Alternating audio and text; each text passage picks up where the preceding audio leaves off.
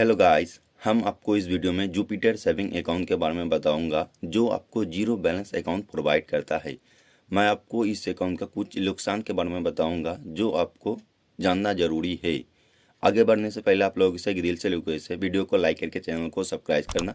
किसी भी तरह ऑफर का लाभ उठाने के लिए टेलीग्राम पर ज्वाइन हो जाओ। आपको ये तो पता होगा कि Jupiter saving account zero balance provide करता है, ठीक है।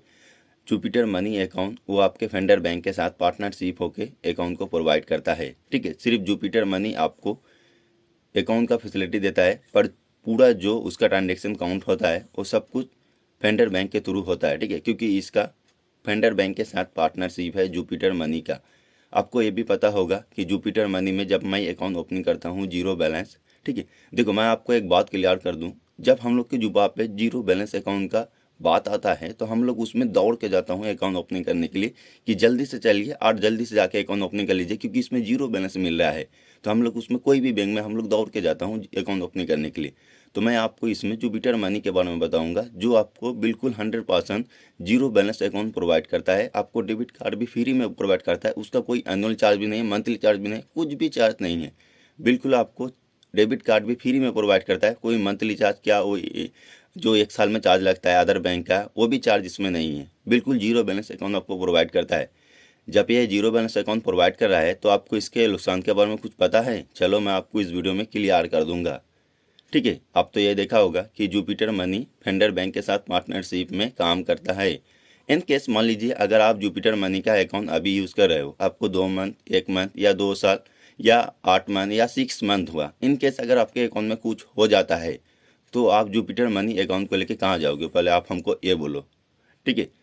आप क्या बोलोगे कि अरे जुपिटर मनी तो फेंडर बैंक के साथ पार्टनर में है तो मैं फेंडर बैंक के पास जाऊँगा, क्योंकि मैंने तो जुपिटर मनी में अकाउंट खोला था, तो जुपिटर मनी तो फेंडर बैंक के साथ पार्टनरशिप में था।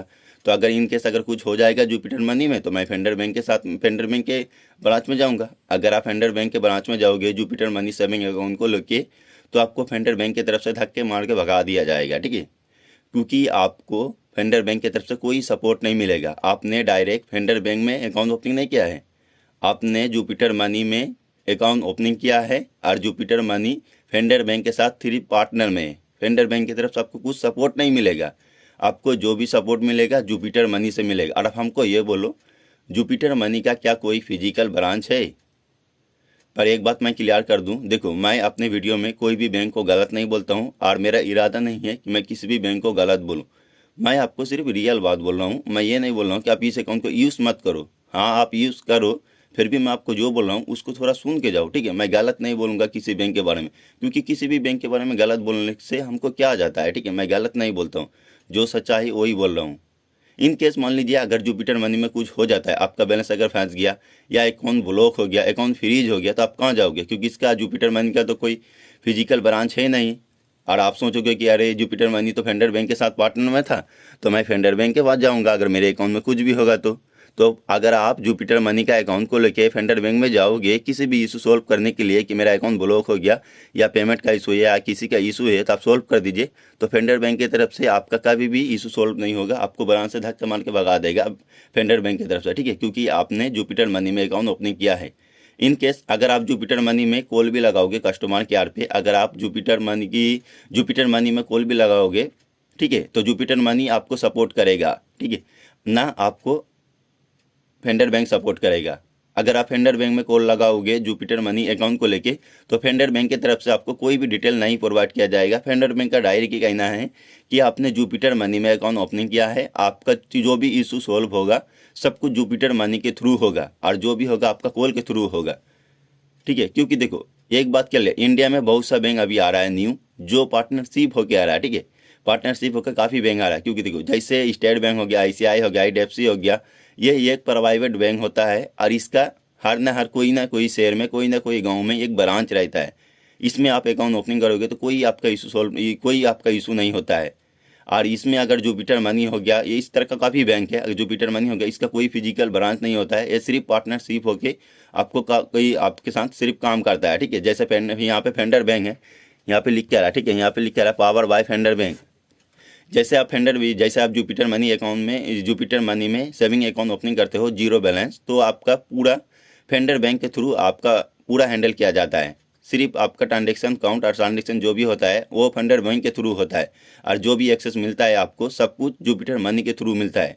तो आप ये ख्याल में मत रहना कि इनकेस अगर मेरे अकाउंट में कुछ हो जाएगा तो मैं फेंडर बैंक से सपोर्ट पालूंगा। फेंडर बैंक से आपको कभी भी सपोर्ट नहीं मिलेगा। इनकेस देखो जुपिटर मनी का इरादा क्या होता है, जब आप अकाउंट ओपनिंग कर लेते हो, अकाउंट ओपनिंग करने के बाद जब आपके अकाउंट में छोटा छोटा अमाउंट ट्रांजेक्शन होता है, जैसे 1000 हो गया, 2000 हो गया, इस तरह का जब आपके अकाउंट में ट्रांजेक्शन होता है तो अभी आगे जाकर कुछ बात नहीं होती है, ठीक है।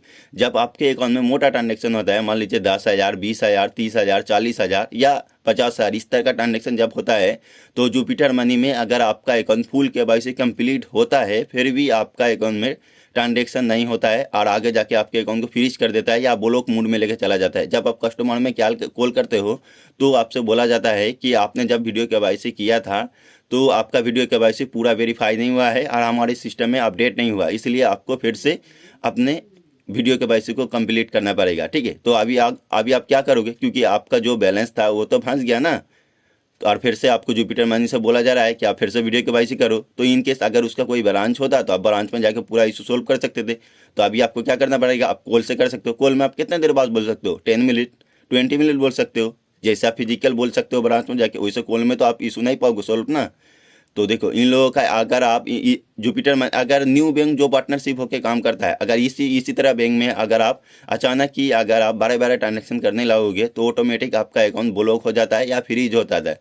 और अगर आप उस फ्रीज को फिर से अनलॉक करोगे तो आपसे इतना डिटेल मांगेगा जो आपको पता भी नहीं। आप सोचोगे कि अरे मैं बैलेंस छोड़ दूंगा, क्योंकि आप तो उसको अनलॉक कर ही नहीं पाओगे, तो आपको तो छोड़ना ही पड़ेगा ना। तो इस तरह का इरादा होता है इस बैंक का, ठीक है। मैं आपको गलत नहीं बोल रहा हूँ इस बैंक में कि आप अकाउंट मत खोलो, हाँ आप अकाउंट शौक से खोलो, पर मैं आपको जो बोल रहा हूँ वो टॉपिक समझो।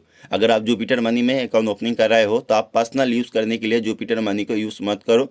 हाँ अगर आप 20 रुपीज़ या 10 रुपीज़ या 2000 1000 के लिए आप यूज़ कर सकते हो, फ़ोनपे गूगल पे के लिए, क्योंकि ये जीरो बैलेंस अकाउंट होता है और आपको एक डेबिट कार्ड भी जीरो बैलेंस में प्रोवाइड करता है, कोई एनुअल चार्ज नहीं होता है इसका। तो इस तरह के आप पर्सनल यूज़ के लिए आप इस अकाउंट को यूज़ कर सकते हो। हाँ अगर आप सोचोगे कि मैं पर्सनल यूज़ करूँगा, मैं 1 लाख 2 लाख 3 लाख रुपया अपने अकाउंट में रखूँगा जुपिटर मनी का, तो आपसे मूर्ख कोई नहीं होगा, ठीक है, क्योंकि आप एक गलत कर रहे हो, क्योंकि इसका कोई फिजिकल ब्रांच नहीं होता है। तो अगर आप इतना पैसा रखोगे अपने अकाउंट में तो आगे जाके आप फंस सकते हो, ये मैं आपको वादा कर सकता हूँ। और अगर आप ये सोच के रखोगे कि मैं इस बैंक में रुपये रखूँगा जुपिटर मनी का और कोई भी इशू होगा तो मैं फेंडर बैंक में चला जाऊँगा इशू सोल्व करने के, तो फेंडर बैंक में आप जाओगे तो आपको धक्के मार के भगाया जाएगा ब्रांच की तरफ से, क्योंकि फेंडर बैंक की तरफ से जुपिटर मनी का कोई भी आपको सपोर्ट नहीं मिलेगा।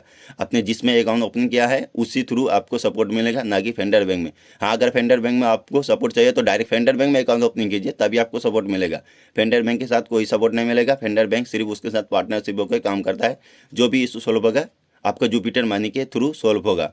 हाँ तो मैं आपको इस वीडियो में पूरी बात क्लियर किया हूँ जुपिटर मनी के बारे में कि जुपिटर मनी में आपको अकाउंट किस लिए नहीं ओपन करना चाहिए और किस लिए ओपन करना चाहिए।